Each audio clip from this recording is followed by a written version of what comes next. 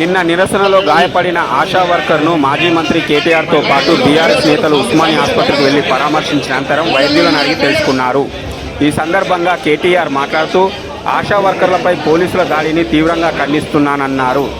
Corona లాంటి మమ్మారి పరిస్థితుల్లో ఆశా వర్కర్లు పనిచేశారని అన్నారు. కాంగ్రెస్ ప్రభుత్వం ఎన్నికల సమయంలో ఆశా వర్కర్లకు ఇచ్చిన హామీలను వెంటనే అమలు చేయాలన్నారు.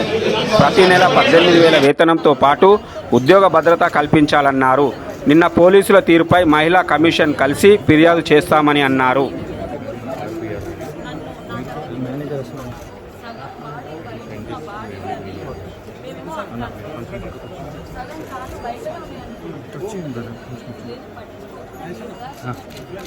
కొంచెం పక్కకు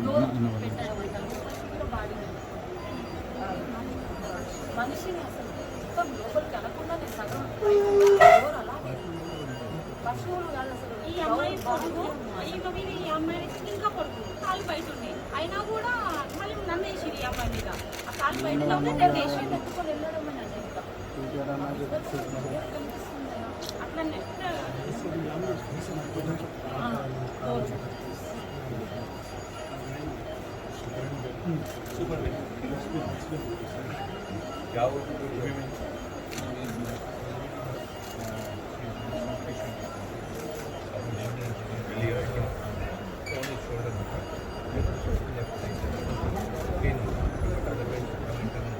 మీకు ఇచ్చిన హామీని, ప్రభుత్వం ఇచ్చిన హామీని నిలబెట్టుకునేదాకా మీ తరపున శాసన మండలిలో మా మహమూద్ అలీ గారు, మా నవీన్ కుమార్ రెడ్డి గారు, అదేవిధంగా మహమూద్ అలీ సాబ్, అదేవిధంగా శాసనసభలో మేమందరం కూడా గొంతు విప్పుతాం. ఖచ్చితంగా ప్రభుత్వాన్ని నిలదీస్తాం.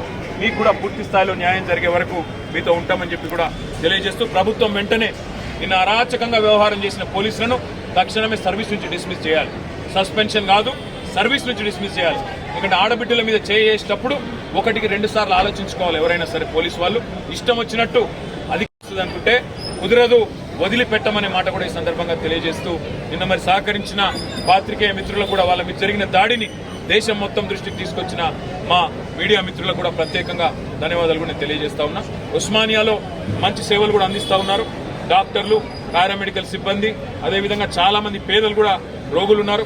వారికి మంచి సేవలు అందిస్తున్న ప్రభుత్వ వైద్య సిబ్బందికి కూడా ప్రత్యేకంగా ధన్యవాదాలు చెప్తా ఉన్నా. వారికి కూడా నేను చెప్పినాను, ప్రభుత్వం వైపు నుంచి ఏమైనా ఒత్తిడి ఉంటే మీకు వాళ్ళని డిశ్చార్జ్ చేయమని మాకు చెప్పండి, మేము తీసుకొని పోతాం, మీరు వాళ్ళని అగాధంగా అనాథల్లాగా వదిలేయకండి అని చెప్పి కూడా వారికి చెప్పినాను. తప్పకుండా వాళ్ళని కాపాడుకుంటామన్న విషయం మళ్ళొకసారి